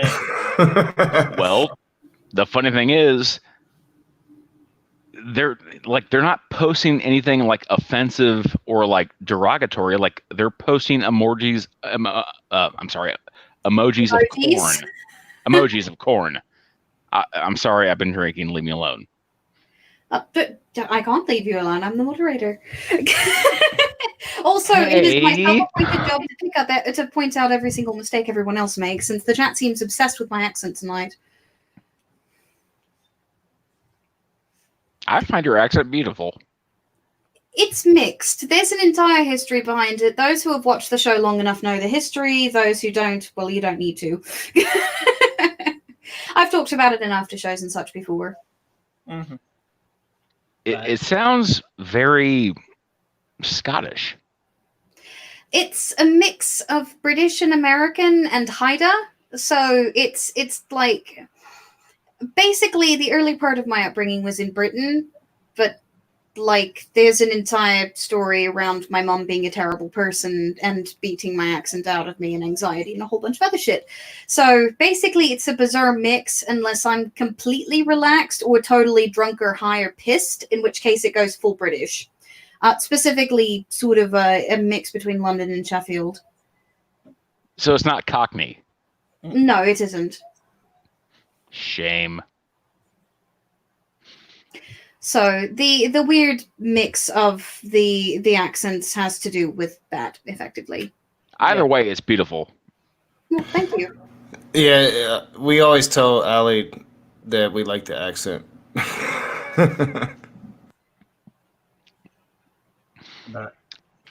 All right, so Naka, you've had Von Helden on your channel. Yes. I have cussed out Von Helden. The same way that Sock Account did on Shane for Christ channel? I didn't see that, but I got to. into a very heated conversation on Brett Keen's channel with Von Helden and Jesus Freak and a couple other crazy fuckers about concentration camps on the southern border and how they were justifying locking up children and killing children and having children raped. And it did not end. It was the last time I was ever on Brett Keen's channel. I'll put it that way. Well, so Naka, Utah Outcast just bought you a $2 domestic. I'm so like, StreamYard really needs to highlight super chats. I'm just saying. I'll let you know. Thank you so much, Utah Outcast X, my friend. And let me tell you that so far, X's I Am a Raging Atheist is the best one. There's a couple clips that's going to go in that video from X. It's great. It's great. They sell $2 beer. Probably. He says have a cheap beer. You have to remember he's in Utah, so they have a different alcohol laws than the rest of us. Oh, okay. I mean, I live in Ohio. Like, you can buy a $2 beer. It's not great. Pabst as best cheap. No, it's the best beer you'll ever drink. Pabst? Pabst. No, sir. Oh man, I had an ex-girlfriend. That's all she drank, and wow, she was a champ. Let me tell you. You guys are way too highbrow for me. Hey, unfortunately, I can't drink any beer at all anymore. Like celiacs, it would kill me. It would make me extremely sick. I am an Ice House Edge type of dude. If I drink beer or I drink like really high end beer. But like if I'm being cheap for the night, then it's Ice House Edge, and it's like $1 out the door for a 22-ounce beer. I mean, And it's really strong, and it will fuck you up and it give you a hangover the next day. Perfect. yeah. That's why I stick to liquor. Yeah, that's usually my thing. I have goals. I'm not sure which one is first, cigarettes or liquor, but I have goals. God damn it. Well, live beneath your means. Yeah, Utah Outcast. There are some gluten-free beers out here that are decent. Ghostfish is actually quite good, but the problem is they're expensive. Like we're talking upwards of $10 a bottle in some places. Holy shit. Mm-hmm. That's what I'm saying. Like a 22-ounce Ice House Edge is $1 out the door.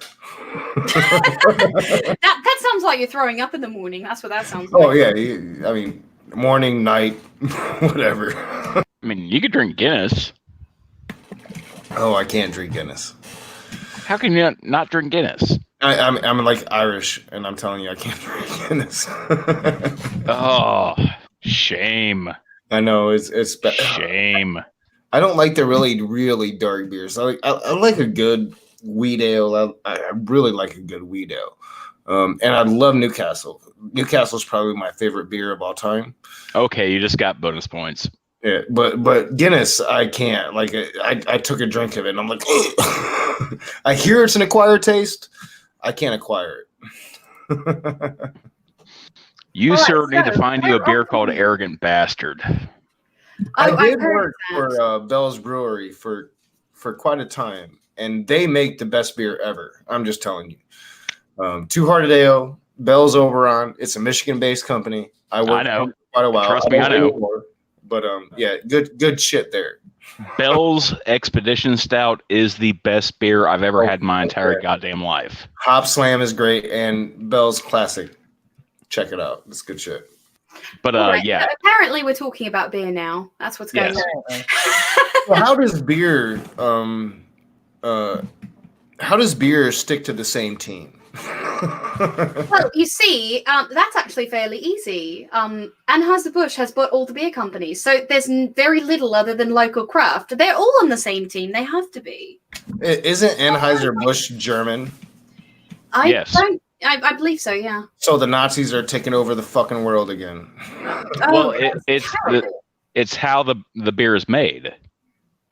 Here we go with that $2 super chat for Maynard says that I get in almost every live stream, and it's smoke weed every day. I wonder if he's smoking. Honestly, weed. I need to be more. I need to be more fucking high, so you guys can see how thick my accent bloody gets. No, I just. Ugh. Oh, great question. Real quick. Utah Outcast X. Excellent question. Knock, what did you think of Pence driving on Mackinac in a car? All right, so this is a very important question. People might not realize how important this question is because custom tradition in Mackinac Island, especially the more remoter places you get, like you can cross the bridge and you can drive your car fine. But once you get into the Upper Peninsula for real, tradition and custom says that you don't drive cars on the roads. They live differently up there. And the fact that Mike Pence did so without any regard to local custom shows you that, honestly, Mike Pence isn't for the people. No matter what I hate to say your that, but political that was what affiliations told you are. that the bastard wasn't for the people. I'm sorry, go ahead. I said I hate to say it, but that was what told you he wasn't for the people. Well, I mean, yeah, many things. But just a blatant disregard for the people of that area, and how they live their life. To me, I found it especially offensive. Being a person from Michigan that has went up into the UP, that knows their customs, and you try to respect their customs. I have personally left my car, and they have means of travel up there. There are many different means of travel that you can use, but I have left my car where you should leave your car, and I've respected those traditions. And the fact that the vice president of the United States is going to go somewhere and not respect those traditions, those customs, to me speaks very highly of the overall administration that we live under right now. And especially when you consider that Mike Pence is a fundamental Christian that lives off of tradition. He wants other people to respect his tradition, and yet he's unwilling to respect the tradition of others. Shows you what kind of a douchebag Mike Pence is. And it is the argument against impeaching Trump is, well, then you get Mike Pence. But not necessarily, my friends. If you paid attention today, you understand that Mike Pence is fucking involved in this Ukraine shit too. Naka, Certain, I think, actually put up a fantastic quote over there in chat if you want to pop that up on the screen. Which one is that? That gosh, imagine, uber wealthy colonial settler completely ignores traditions. Where have I seen that happen before? Yeah. I think I recently spoke about it, about Hawaii and the mountain there, where science and tradition are kind of clashing. So yeah, I took offense to Mike Pence, but it's probably not the most offense I've taken to Mike Pence. His views on like conversion therapy, for instance. Yeah, can we? Well, I'm pretty sure that's outlawed, isn't it? No, it's not. Oh, and he tried very hard to get it legal in Illinois. Was it? It was Indiana. He tried very hard to get it legal in Indiana again, and failed. I'm fairly certain even the Republicans rose against him in that endeavor. Because, well, was it Kalon? I didn't want to interrupt you. Callan, I'm sorry. I'll let you go. Just go ahead. Did we interrupt you again, Callan? It's actually illegal. It's actually legal in far more states than most people realize, sadly. And apparently it's because I have a transitory disease. But even though science says no, but hey, since when did politicians ever care about science? I mean, there were a number of politicians that tried to put in fetal heartbeat laws, not even understanding, what actually constitutes a heartbeat. Oh yeah, and that's the best thing about this whole new controversy that we had a lot of shit come out today. Mike Pence is not safe. He's not safe. He's involved. Mike Pence going down too. That's my prediction. I think, sadly, Pompeo will be running for president in 2020 because he'll be acting president until then. Now, what do you mean by a trans disease? Yeah, it's Mike Pence rhetoric, trans disease, that type of shit. Yeah, no, I'm not asserting any sort of. I'm not saying being trans is not a disease at all. I don't agree. Like I totally agree. Yeah, I think it's more like Mike Pence and fundamentals like Mike Pence propose that it's a disease when it's not. Yeah, it is part of the conversation that does get lost. So if Mike Pence isn't caught up in this whole drama, if Mike Pence becomes president, is that worse than Trump? My personal opinion is it is.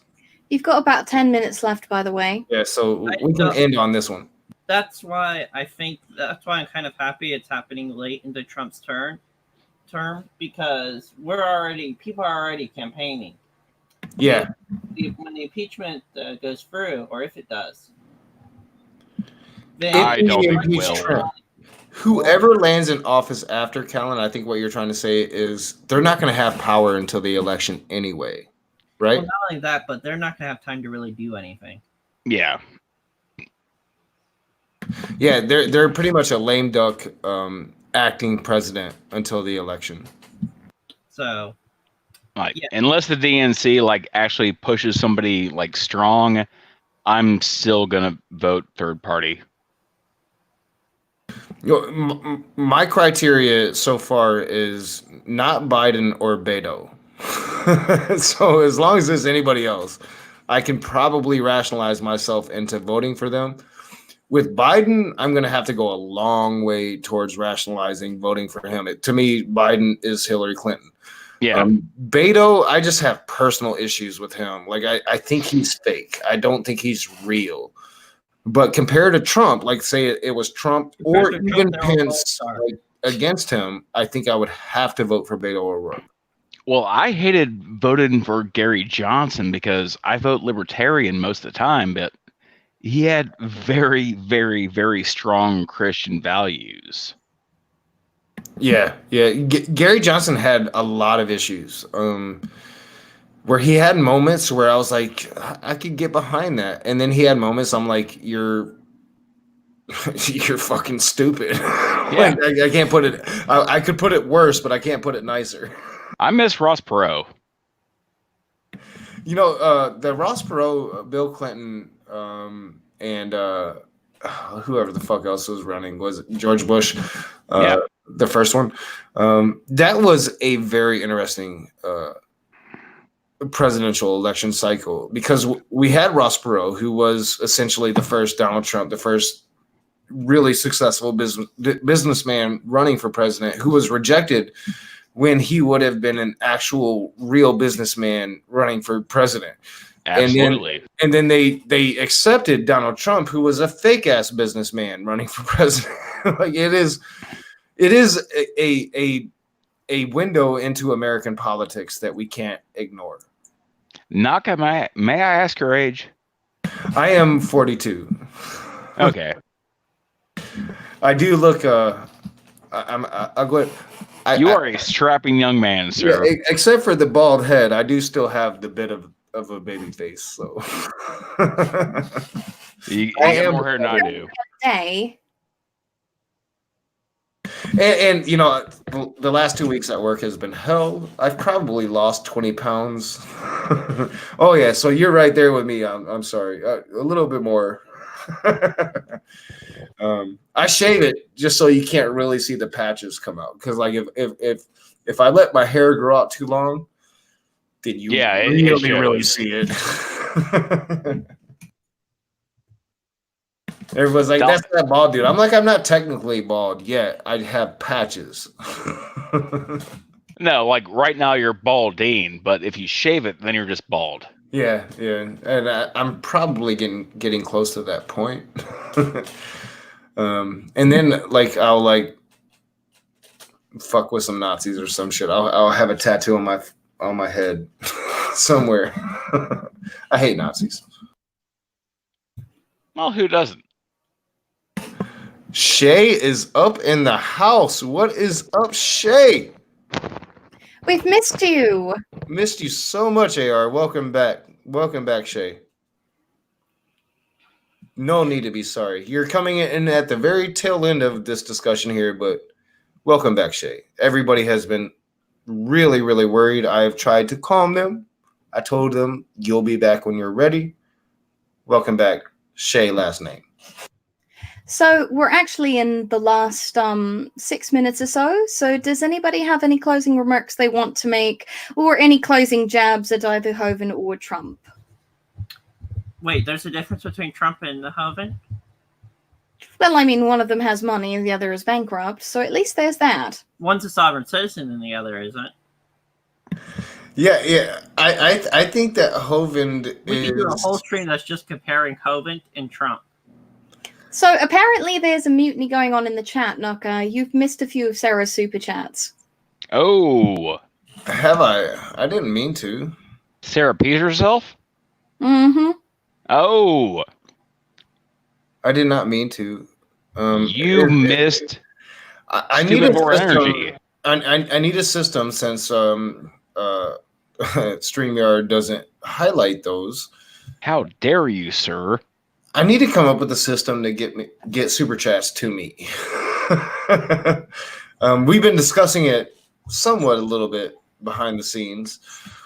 Yeah, I did not mean to do that, Sarah. There's one. We'll show it. $2 from Sarah Pease herself. I'm sorry, Wilson. Are you an isolationist? I'm not. There's another one about eating penis right above it. Right above it? Yeah, if you scroll up a little bit, just below smoke weed every day, there's eat penis every day. And then above the Utah Outcast one, there's one that I don't actually think should be displayed on screen because it's a gender joke. Yeah, some of them I can't, Sarah. So yeah, but I totally did not mean. I don't understand why StreamYard doesn't highlight the super chats like the YouTube chat does. Yeah, OBS does it too. Yeah, OBS does it, but StreamYard doesn't. Oh yeah, like I love interrupting Drag's rants with a super chat. Yeah, I need to get a system to where like I'm gonna have a mod meeting and we're gonna try to come up with a system to make sure that all super chats come to me so they're all recognized, unless they can't be. You know, and then I'll still recognize, hey, somebody gave me a super chat, thank you, but I can't read that. Because I know that Dragnot has been doing like Streamlabs and Twitch at the same time, and every time every time anyone super chats him, he has to stop what he's saying and read the super chat off. And for whatever reason, like a lot of people were just making him lose his track of thought. Yeah, and that's what I don't want to do is I don't want to lose track of thought. So I want to have a system to where we can note super chats, and then, you know, kind of how modern day debate does. At the very end, we can address super chats, unless I happen to see them. Well, honestly, that's what you've done in the past. I thought that was what you're going to do tonight, which is why I didn't point out all of them, just the ones that were relevant to the discussion at the time. Yeah, I don't have the system set up quite yet for it. So Sarah Pease herself and anybody else that I might have missed your super chats, it isn't intentional. It's just I get wrapped up in the conversation. So I really need to come up with a system to where I think there might be a bot, maybe I've seen that might. I don't think there's a bot for StreamYards. Yeah, maybe not for StreamYards. So yeah. I think you might have to go for like Streamlabs. OBS, which is what he left behind for StreamYard. It's what I left behind for a very good reason, because my computer sucks. So maybe once I get a new computer. Maybe what you need to do is do some sort of fundraiser type thing and see if you can try to raise up enough money to get decent equipment. I hate doing that shit though. Yeah, but at the same time, it's the best chance you've probably got to get a new computer. You've got a bunch of fans. I'm sure they'd be willing to help you. You might be able to reach out to a Dragnot, and he might be able to reach out to a Hannah, Zubby, and MP, and just do a fuck G-Man. Yeah, maybe. My goal has been to wait until taxes this year, but here recently I've had my computer's fucking dying. I'm not gonna lie. I'm not very good at Jay, his PC is ancient. That's what's wrong with it. It's older than I am. Kind of. It's getting there. I was supposed to I thought it was gonna die like 2 years ago, honestly. Wait, he's running Windows 98? It's newer than that, I think. It's Windows 10. It's just I've had it since Windows 10 first came out. Oh, okay. So it's not a dinosaur? Yeah, it's old. It's old. I apologize if there's background noise, by the way. My cat decided to lay down next to me. But yeah, no, I'll think about it. You know, like I've got to get better about doing the YouTube thing. And I got to get over old shit about, you know, doing everything for yourself. That being said, I probably will try to tough it out until taxes. But Knock it, like if you legit tried to do a fundraiser, like you could probably get some money. I know. Not that you need it, but you could probably get it. I probably could, and I could use a new computer. I'm not gonna fucking lie. Yeah, we'll see how it goes. I'm sure that we'll have these conversations going forward in the background. I mean, it didn't stop G-Man because he fucking frauded people. Yeah, well, and that's my thing. Is like, you know, like I was raised Southern. You know, you work for what you get. Yes, but the thing is how can you work as hard as you need to if you don't have the proper equipment? Like it's like expecting you to build a house without a hammer. And I fight against the narrative that this isn't work because I spent a lot of time doing this shit. So like I'm coming to terms with it all. That's what I'm saying. Like you could, if you have context with Dragnot, you could probably get in touch with like MP and Hannah Zubby. Like they might do a fuck G-Man fundraiser. I mean, or you could do another room where it's just all of the Christians that could ever at you, and people could donate during that. Yeah, I mean, we'll talk about it. We'll talk about it. We'll see. I mean, I don't like I had a moment not too long ago where like I was freaking out about money, and I did a live stream, and I was like asking for money, and as soon as I ended the live stream, I'm like, what the fuck did I just do? And I deleted it. Like, I've got to. I don't know. We'll see. We'll talk about it. But it is past 11:30, Ali, so we'll let you close out, and we will talk about this moving forward. I think that I could possibly last until I get money, but we'll see. I'm Poe, guys. I'm a real dude. I'm Poe. Do some work. You, sir, are not Sky Out. Yeah, I'm not Sky Out. Well, we've all done our closing remarks, and pretty much anyone that's going to go and sub to Sticks and Stonehenge from Callan and I has probably already done so. Sarah, real quick, Sarah, you are a patron, and I totally just like missed it. So I'm gonna get better about super chats. That has been a goal. It has been something we talked about behind the scenes. I will come up with a system until we come up with a better system to make sure that I am seeing super chats because I want super chats to be recognized. Right. So I think that closes out the evening. I know you said that there's no after show. I think it might be fun to at least hop in there for a few minutes, say hi to everyone. Don't you? Yeah, just because I'm not showing up doesn't mean other people can't go and conversate. I might show up for a minute, but like my goal is to really be sleeping by in 27 minutes. So I got to wake up and take my daughter to school. May I push one more channel for tomorrow? Oh yeah, go for it. Shania for Christ is going to be doing a epic Von Helton stream tomorrow because she got caught on the Von Helton epidemic, like how bad that dude really is. I've heard a little bit.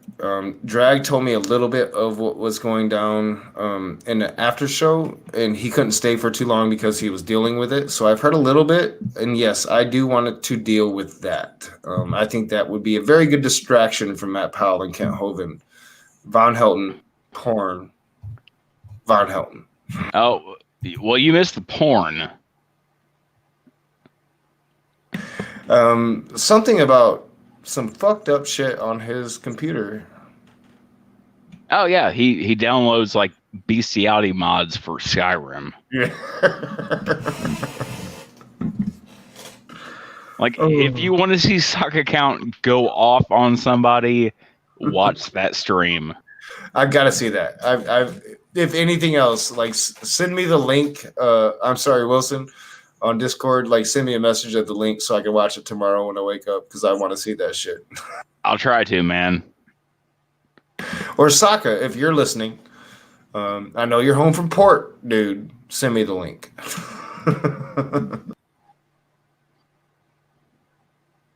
But yeah, we do need to get out of here. So Ali, I will let you close her down, and then we can get the hell out of here.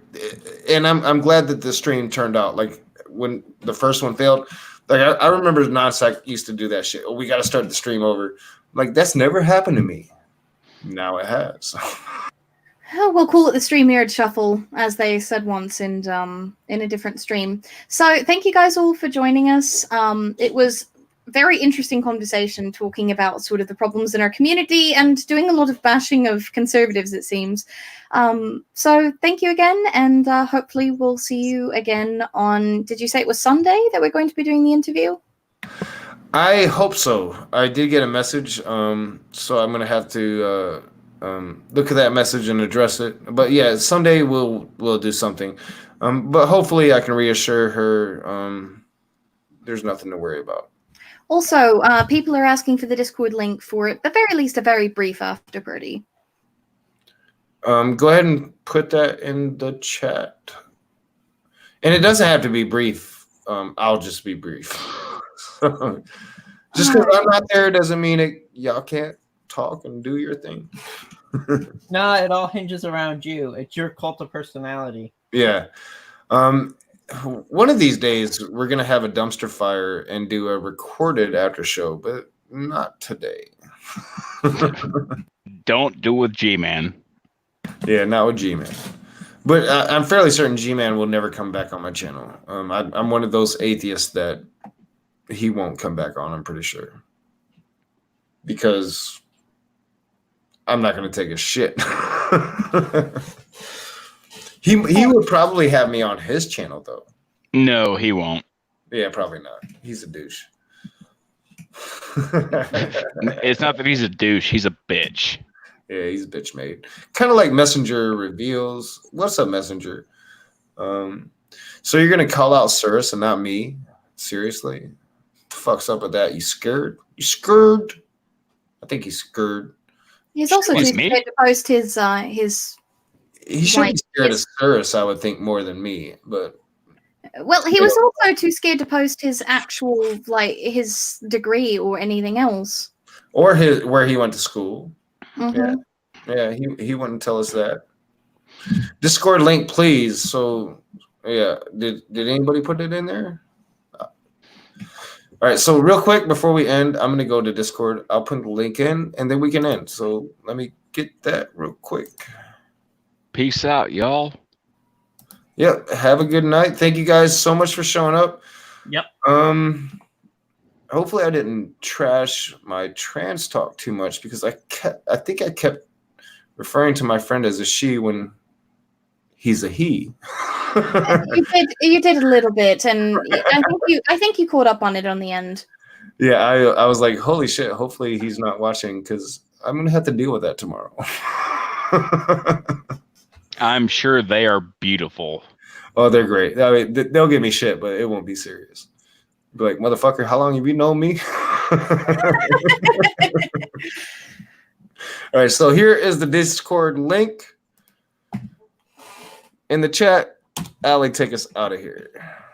All right, have a good night, guys, and thank you again for joining all of us talking about community unity and things of that nature. And we'll see you all hopefully on Sunday, assuming that the interview happens. See you. See you guys then. Have a good night.